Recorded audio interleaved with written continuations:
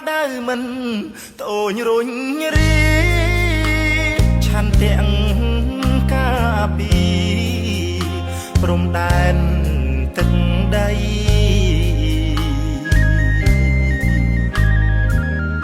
មិនខ្លាចនឿយហត់មិនថាយប់ថ្ងៃពលីដើម្បីរក្សាសន្តិភាព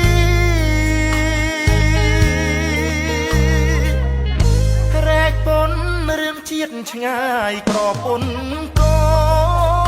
នទោះបីត្រូវសូនក៏មិនបកក្រោយបូជាសាច់ឈាមជូនជាតិខ្មែរហើយ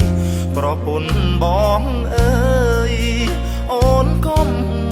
តូចចិត្ត